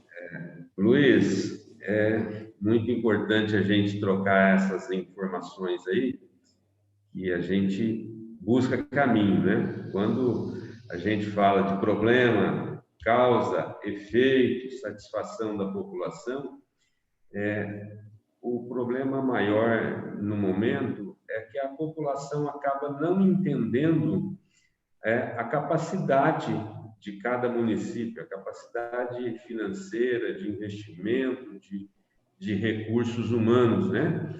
Às vezes você trabalha no dia a dia para ter o melhor acesso para a população, a melhor condição aos profissionais de saúde, mas ao mesmo tempo você tem a população que não entende que tudo que você fez porque é obrigado. Então você muitas vezes não tem como avaliar essa satisfação. Você tem resultado. Você melhorou o acesso nas consultas de especialidade, aumentou ou ampliou aí as cirurgias, seja ela eletiva, no dia a dia, apesar que nesse momento nós não podemos falar de aumento em cirurgias eletivas, está tudo suspenso, acaba aqui de receber a informação, eu preciso fazer a cirurgia, mas nesse momento há uma suspensão, e aí você acaba entrando na questão da satisfação, olha, não resolveu o meu problema, então a coisa não anda muito bem. Isso é muito importante, essa análise de todo o município. Eu, na condição de diretor de saúde, o nosso prefeito está aí também, o José Ricardo, de que nós precisamos, sim, identificar problema, causa, efeito e satisfação. Mas, muitas vezes, nós não conseguimos convencer a população de que nós estamos fazendo o melhor diante da nossa capacidade. Então, essa troca de informação que nós estamos fazendo aqui hoje, Luiz, é super importante. Por quê? Porque muitas vezes até, vou brincar aí com o prefeito meu que está assistindo, né? Você chega e conta a história, estamos fazendo o melhor e o que nós temos em mãos. Mas chega vias telefone, o Zap, as redes sociais, e diz o seguinte, mas o meu problema não foi atendido. É a capacidade que você tem de resolutividade. Hoje nós temos problema na especialidade, falta profissional, as cidades pequenas têm essa maior dificuldade, mas quero dizer aí que primeira vez que estou participando, é muito importante, vamos continuar juntos para melhorar a condição de saúde da população. Quando eu acho que foi o menino lá do Pará que falou da questão da vacina, gente, hoje nós podemos melhorar o nosso percentual de acesso à vacinação. A população deu uma relaxada, diminuímos o percentual de procura nos anos anteriores da vacina, mas nesse momento a procura é alta, mas infelizmente nós não temos a produção de vacina. Agora a falta é a vacina, né? Eu preparei aqui um grupo de pessoas, olha, vai chegar, vamos falar do 32 mil a nossa população, 70%, eu preciso de 21 mil doses. Mas até agora eu recebi apenas 1.200 unidades. É muito pouco diante de uma necessidade e, nesse momento, uma vontade enorme da população de ser vacinada. Mas parabéns aí, muito obrigado aí por trocar essas informações, essas ideias que ajudam a gente a buscar caminhos. Muito obrigado. Obrigado a você, Luiz. Eu acho que você falou de uma coisa aí que é importante, quer dizer, as pessoas sempre olham para si próprias, né? Não interessa como é que o município está, se melhorou o indicador, etc, etc. Se eu fui lá e não consegui resolver o meu problema, para mim vai ser um impacto negativo. E é interessante que a gente ouve isso também no setor privado, né? Uma grande rede aí de varejo, por exemplo, ela pode ser ótima, pode ser referência nacional em atendimento, mas aquele paciente que por algum motivo, paciente não, né? Aquele cliente que por algum motivo não foi bem atendido, ele vai reclamar, e vai reclamar muito, e vai falar mal daquela rede. Então, tem o aspecto coletivo, e eu acho que é muito importante aí a gente passar essas mensagens, sim, para a população, né, do que melhorou no geral, mas tem o aspecto individual. Sempre as pessoas vão pensar no seu lado, né? E tem aquele aspecto que a gente conversou mais cedo sobre as estratégias de divulgação mesmo, né? A forma que a gente divulga, muitas vezes, ajuda a minimizar um pouco essa percepção de que o serviço não funciona, né? O recurso não está sendo bem aplicado, e esse tipo de coisa que a gente vê. Olá, levantei a mão, posso? Claro. Sim, claro. O pessoal mesmo reclama que o serviço não funciona, porque, pelo que a gente conversou aqui, ele não está funcionando mesmo. Então, as pessoas... Muitas vezes não funciona mesmo, né? As pessoas estão reclamando. Eu até comentei, e não era no sentido, eu acredito que tenha sido compreendido, verifiquem nos seus locais o número de profissionais de saúde que não estão aceitando a vacina. ele é significativo, tá? Ele é absolutamente significativo, de profissionais de saúde que têm se negado a se vacinar. E a questão posta por mim, ela é evidente, no momento de escassez. Na escassez, eu tenho uma questão interessante. Na escassez, não tem nada que não seja criticado, né? Eu fico achando engraçado ter Plano Nacional de Vacinação agora, mas na escassez todo mundo vai achar uma prioridade, vai ter um argumento absolutamente coerente para alterar, por conta até da pluralidade nossa, das nossas especificidades, do que é mais importante, do que não é. Então... Vai ser o cirurgião especialista lá que fala assim, eu preciso operar. Eu preciso, então, olha, e aí uma série de coisas. A prioridade dele é essa. Exato. O comentário foi mais no sentido do processo histórico que a gente tem. A gente sabe vacinar. Falei claro, a gente sabe vacinar. A gente não tem vacina, né? E você trouxe isso na sua fala da imagem dos nossos atores, e alguns bastante importantes, que contribuem para esse pensamento da população. É evidente que a gente precisa, esse momento, aproveitar esse tesão das pessoas pela vacina do Covid, e a gente tem que saber se isso vai se reproduzir para as outras, né? Porque às vezes a gente pode achar que isso vai ser natural, achar que as pessoas querem se vacinar para o Covid e que elas vão querer voltar a vacinar seus filhos para pólio, e isso não necessariamente. Não é necessariamente. Bem, esse é um ponto. Esse é um grande desafio, viu, Ed? Esse é um grande desafio para nós. Uma outra questão. Parem para olhar sobre cirurgias eletivas. Eu acabei de tabular aqui,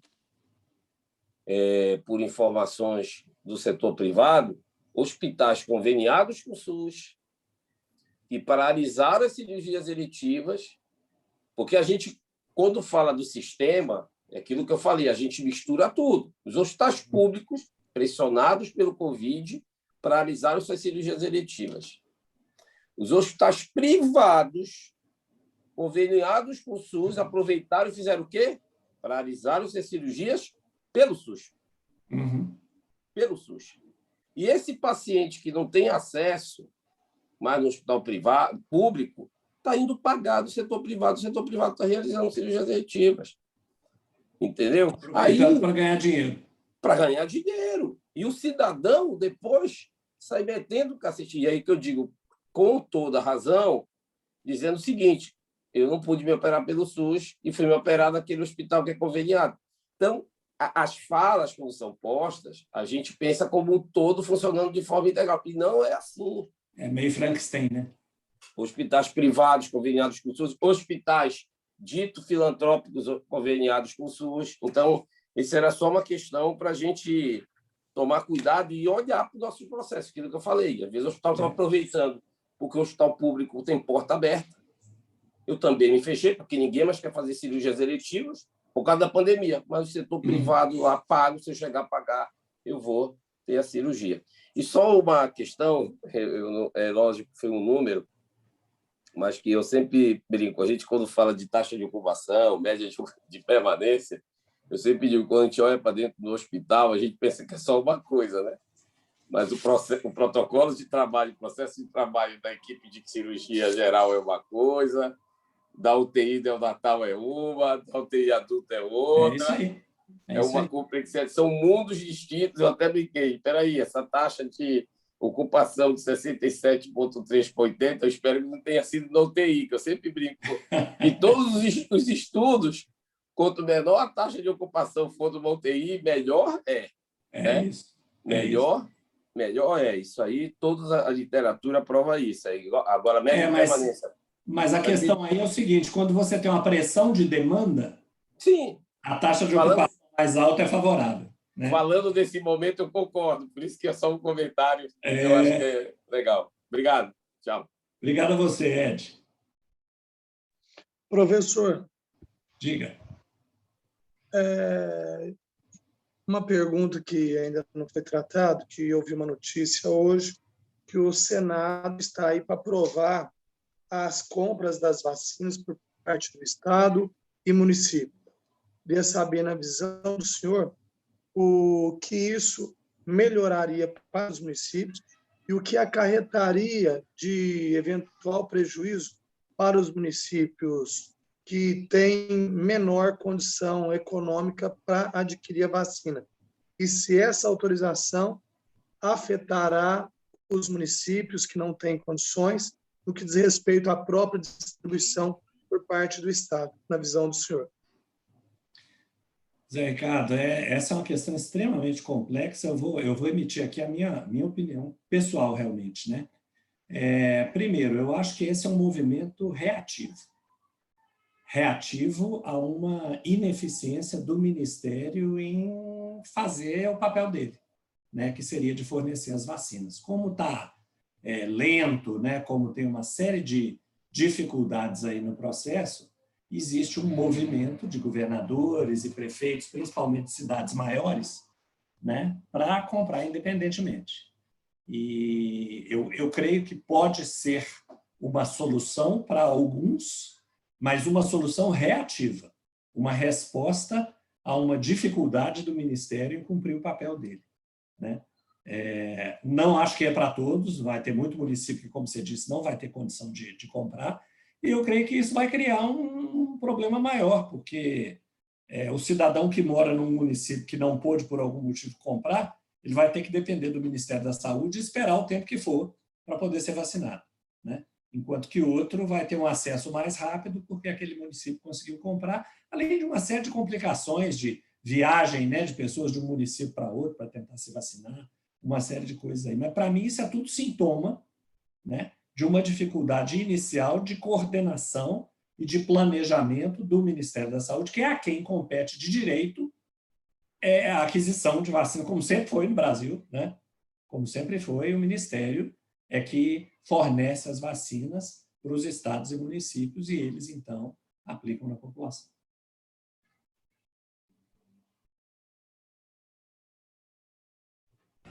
Tem uma pergunta aqui de Fernanda Lourenço, do Rio Grande, sobre essa questão das vacinas. Algum município já está buscando as informações de como adquirir?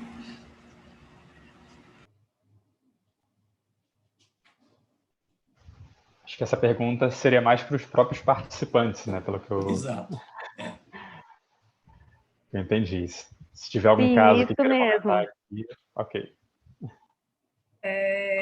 Aqui, pelo menos no Pará, a gente está em conjunto, né, em diálogo com o COSEMES, que já também está buscando o preço com os fornecedores em relação às vendas nos laboratórios. Porém, a última proposta que fizeram foi $28 a dose. Então, nesse momento, eu acredito que fica inviável o próprio município arcar na compra dessa vacina, né? Mas eu acredito que quando expandir para os demais privados poderem comprar, né, adquirir, com certeza vai ter gente querendo comprar. Sim, nós recebemos essa demanda ontem e já hoje começamos a busca, assim, para ver como é que faz, aonde que vamos comprar essa vacina, né? E aí surgiu essa pergunta, eu já aproveitei para saber se alguém já está nesse meio também. E a população vai pressionar, né, gente? Muito. Na verdade, nós recebemos, foi proposta de aquisição de vacina. Então, o secretário que está aí ao vivo, nós também entendemos que era até algo estranho, uma vez que não foi liberado, né? Então, às vezes, também tem muitos estelionatários aí no meio oferecendo para os prefeitos aí. Então, com cuidado nós estamos tomando também.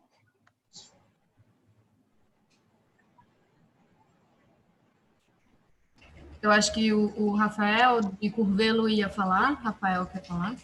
Não, isso mesmo. Eu queria falar, só fazer uma colocação, porque me assusta muito esse posicionamento com relação à vacina, colocar os municípios, igual já foi dito aí, quem tem mais recursos, mais dinheiro acaba conseguindo comprar, e a sociedade como um todo fica muito prejudicada. A vacina, historicamente, ela foi do Ministério da Saúde, esse posicionamento da Justiça, eu acho que é uma questão muito mais política e do mundo capitalista, o que vai totalmente contrário ao SUS, Então, assim, me entristece muito ver esse posicionamento do judiciário e, principalmente, da classe, assim, até o Estado como um todo, o secretário de saúde, que eu acredito de uma forma geral, eles concordarem com esse posicionamento e assim, não estou falando isso como forma de crítica, mas eu acho assim, um absurdo a gente, como secretário, a gente tem diversas funções dentro do município, diversas preocupações com a cirurgia, com várias outras coisas de medicamento, e agora a gente preocupar em compra e aquisição de uma vacina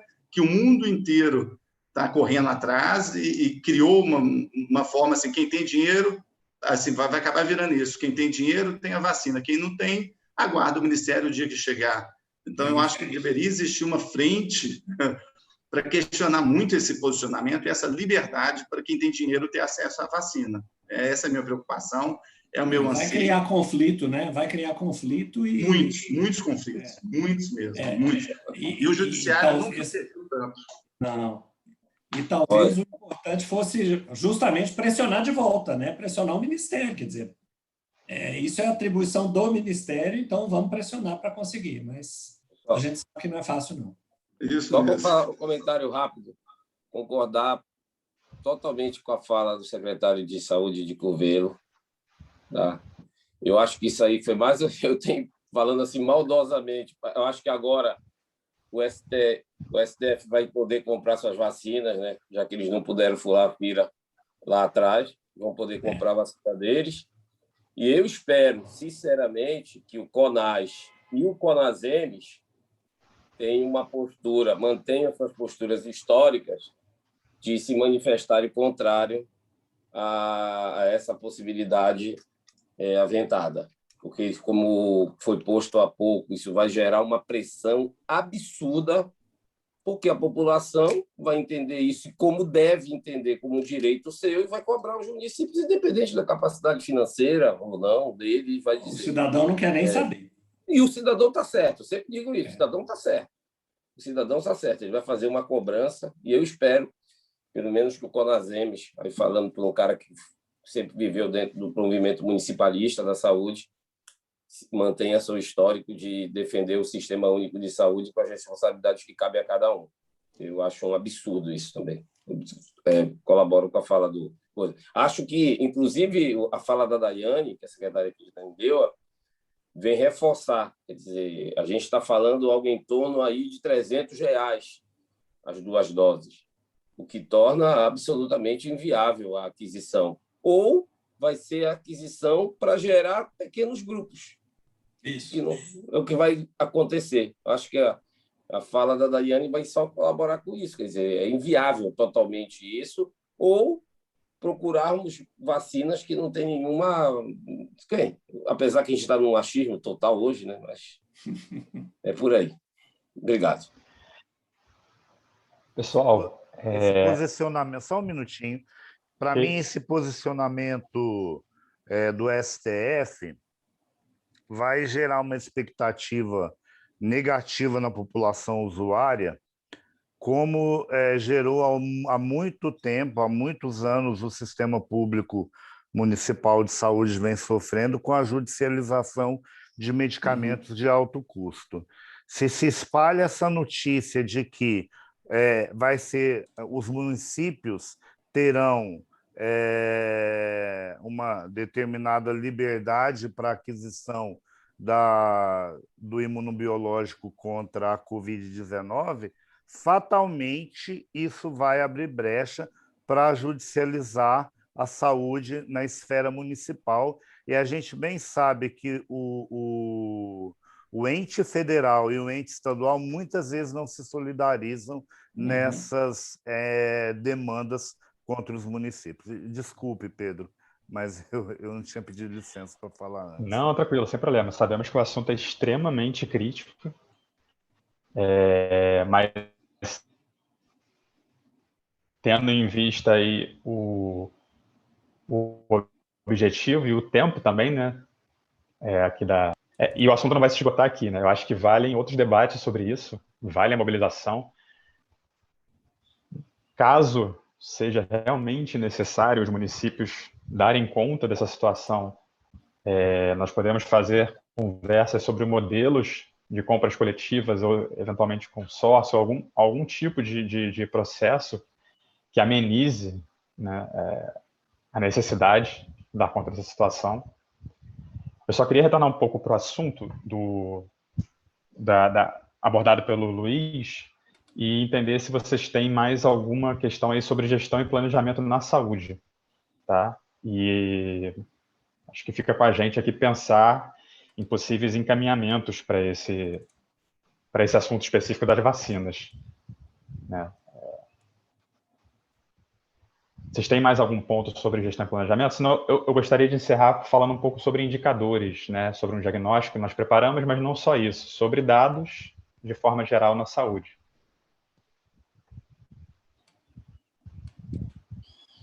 Ok, posso seguir?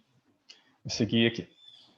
Bom, nós sabemos que a saúde é uma área não só que necessita ter dados, utilizar dados para tomada de decisão, para planejamento, que vem ao longo dos anos tendo bastante dados registrados, tendo bastante disponibilidade de dados.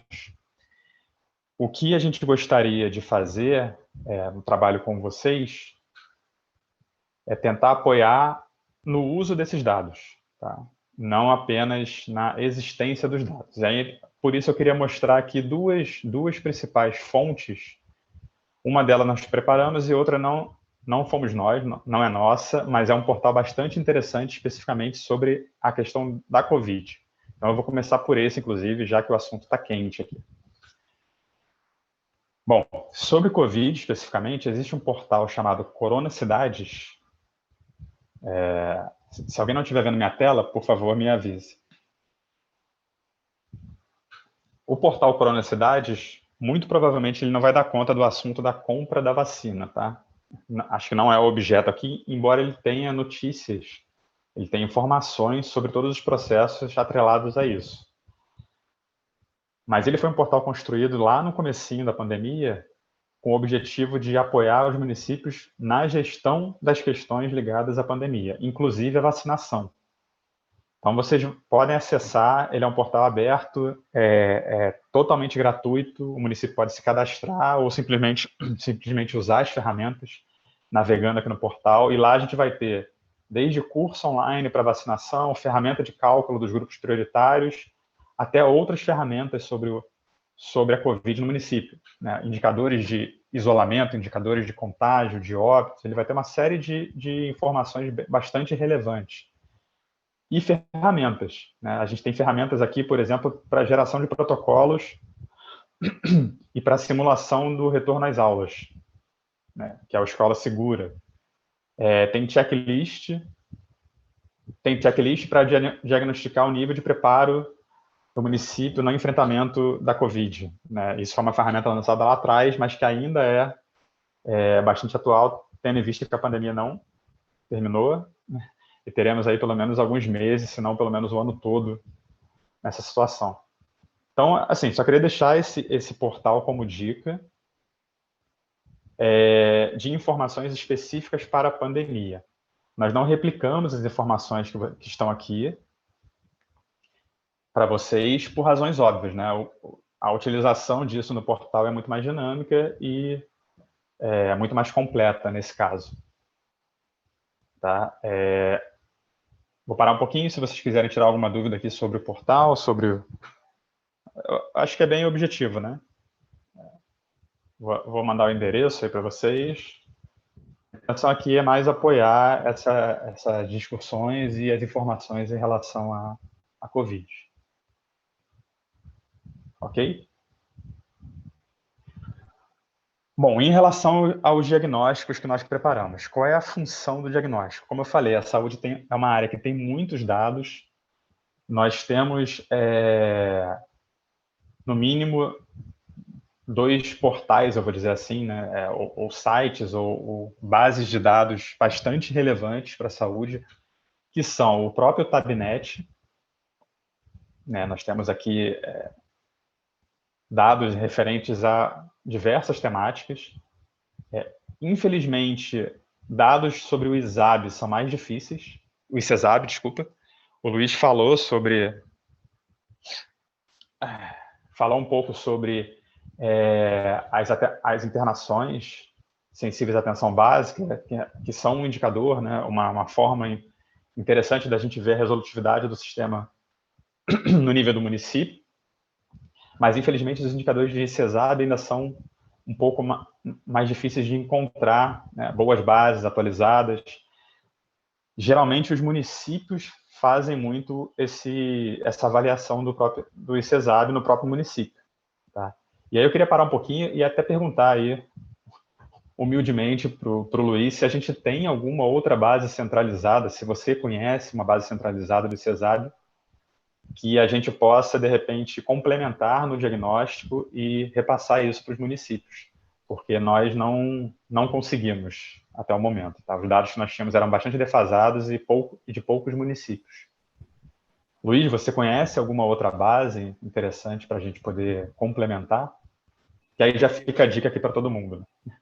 Não, eu não conheço. Esse é um problema grave que nós temos, porque o sistema do Ministério, ele é todo, ou dos estados, né, ele é todo construído, e a gente sabe que isso é comum quando você precisa de dados vindo de várias fontes, né?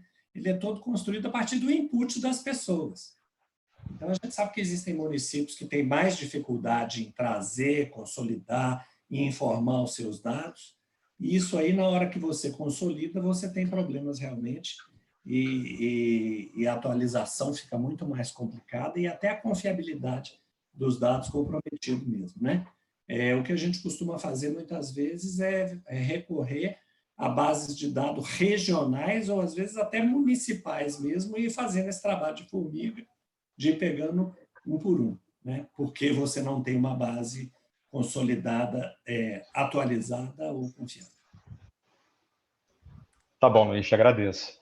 Então, realmente, é o cenário que nós nos deparamos quando tentamos utilizar aí o indicador do ICESAB. Então, focamos o diagnóstico, então, em outros dados. O diagnóstico não tem intenção de ser exaustivo em relação a todos os indicadores da saúde. Ele tem a intenção de, como o Luiz falou, ter um foco nas funções, ou seja, em algumas questões que são finalísticas, né? Que a saúde busca reduzir ou aumentar ou prover para a população. Tá?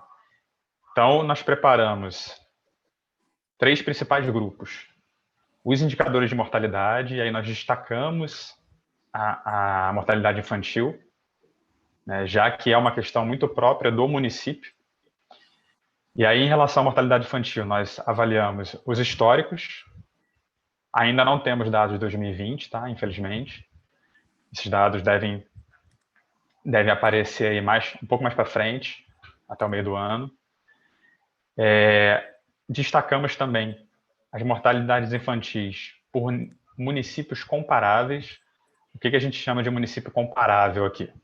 São municípios que têm características demográficas, geográficas, econômicas, de orçamento, de urbanização e outras características semelhantes. Então, nós sabemos que existem cerca de 197 grupos de municípios comparáveis no Brasil, e é interessante para um município ver o seu dentro dos grupos. Isso permite que o município identifique previamente outros locais onde provavelmente existem boas práticas na gestão daquele indicador e possa gerar ideias, possa gerar alternativas, eventualmente e futuramente, para ações e projetos. Tá? Então, a ideia de ter indicadores dentro de um grupo ou dentro de um cluster é isso. Como nós estamos em relação aos municípios que enfrentam os mesmos desafios e têm características muito próximas às nossas.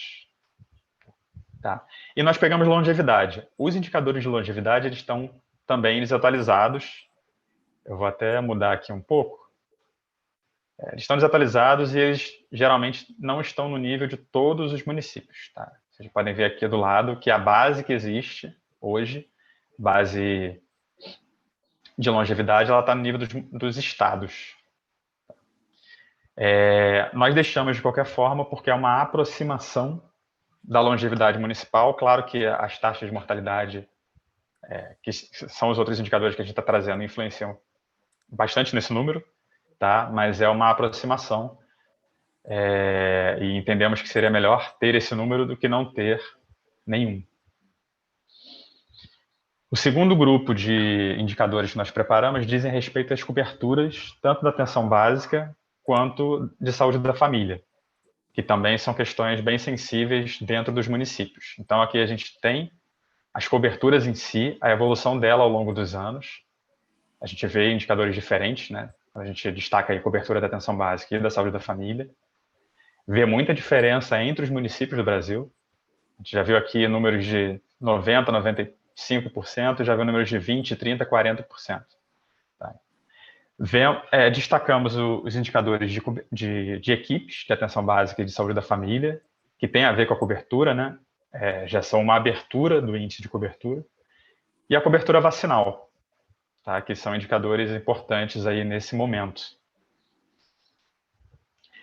E o último grupo de informações, aqui é só um exemplo, nós temos essas mesmas informações para vários outros índices, mas todos eles têm a ver com a estrutura instalada da saúde na cidade, com a produção e com a demanda sobre essa estrutura.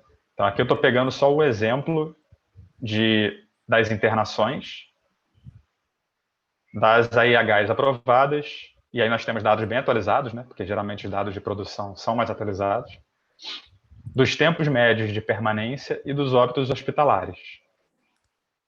Tá? Então, esses indicadores buscam aprofundar o conhecimento que o município tem em relação à sua própria estrutura e sua produção. Existem outros, tá? Mas, como eu falei, são exemplos. Para todos os indicadores, basta o município filtrar aqui em cima para se ver. Tá? Então, e para alguns deles nós projetamos também uma estimativa para o ano de 2021. Tá? É uma estimativa, como eu disse, não é o número exato, mas ajuda a gente a pensar se aquele índice em particular ele está melhorando, piorando, se está estável, né? E acender um farol para a gente aí, que pode ser um farol verde, um farol amarelo, né? Preocupa, mas não é urgente, ou um farol vermelho, que é uma situação mais urgente. Tá? No final, a função dos indicadores é detectar, como o Luiz comentou também, quais são os principais desafios do município e começar a pensar a partir deles. E aí, sendo necessário, a gente vai detalhar com os próprios dados dos municípios, né, para ter um conhecimento mais aprofundado daquela situação. Bom, acho que essa é uma visão preliminar dos diagnósticos. Se vocês ainda não receberam, vocês vão receber os e-mails e as mensagens nos grupos com os links para os arquivos. E nós temos também os plantões, né, às quartas e sextas, às 11 horas, para falar especificamente sobre, não só sobre os diagnósticos, mas sobre o uso de dados de forma geral. Como é que eu encontro dados, como é que eu trabalho esses dados de maneira a me apoiarem melhor, como é que eu defino aí o que são prioridades, oportunidades em cima de dados, como é que eu calculo oportunidades, né? Como é que eu encontro aí o que eu posso melhorar. Então, os plantões são todas as quartas e sextas às 11 horas e tem sido uma boa oportunidade para a gente reforçar essa questão do uso de indicadores em todas as áreas, inclusive a saúde.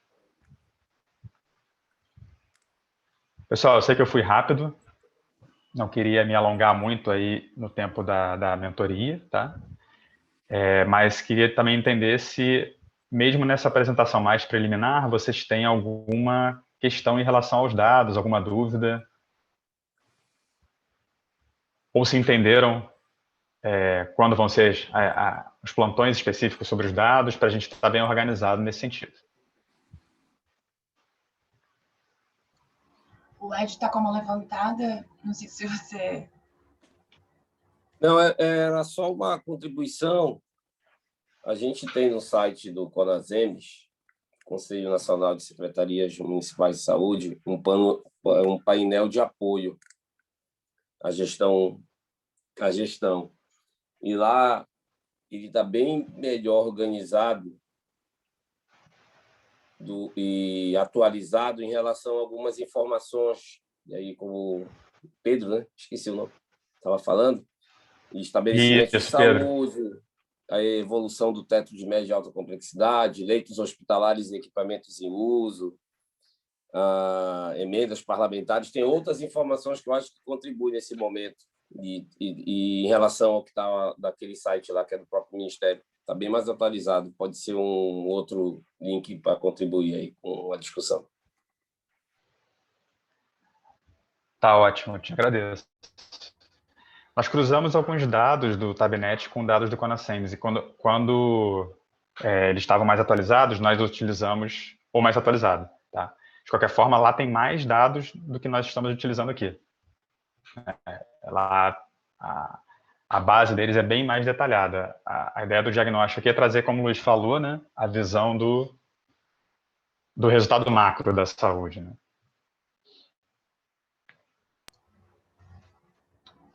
É isso?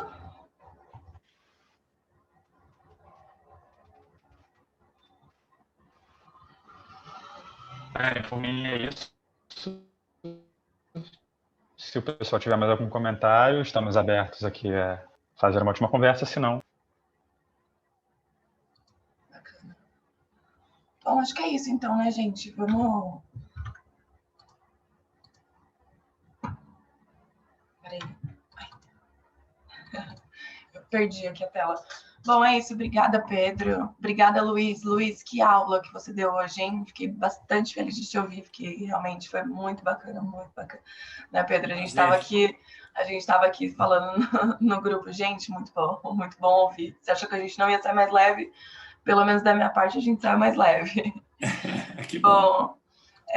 Só para dizer para vocês, enfim, né, a conversa de hoje ela foi toda gravada, a gente vai colocar no grupo do WhatsApp e também na plataforma Rede Juntos. Todos esses materiais que a gente tem utilizado tá lá nessa plataforma, redejuntos.org.br, que é uma plataforma de conhecimento que a Comunitas disponibiliza todos esses materiais, enfim.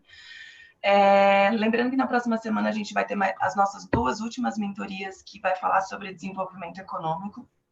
E também queria trazer um assunto que eu venho falando nas últimas mentorias. A gente está tentando uma agenda, dessas agendas que a gente fala que é plantão, com 2 especialistas da nossa rede, que um é o Wanderson, né, que é o Wanderson e o Gabardo. O Gabardo hoje ele trabalha no Comitê de Contingenciamento da Coronavírus no estado de São Paulo, e o Wanderson, ele também está atuando com a gente. Os 2 eram do Ministério da Saúde, e a gente está tentando uma agenda com eles para apoiar. E, enfim, a gente viu que hoje surgiram algumas dúvidas que pode ser interessante para a gente trazer isso como plantão. Enfim, é isso. Acho que se vocês tiverem qualquer dúvida, qualquer coisa, o Pedro está nesse grupo, a gente endereça para o Luiz. Enfim, nosso objetivo aqui é sanar essas questões e fazer com que a gente consiga ter um plano bem elaborado ali no final do mês de março. Obrigada pela participação de todos vocês. Qualquer coisa, a gente está por aqui. Bom dia, gente. Obrigadão mesmo. Um abraço. Até logo, pessoal. Agradecido. Bom dia. Bom dia.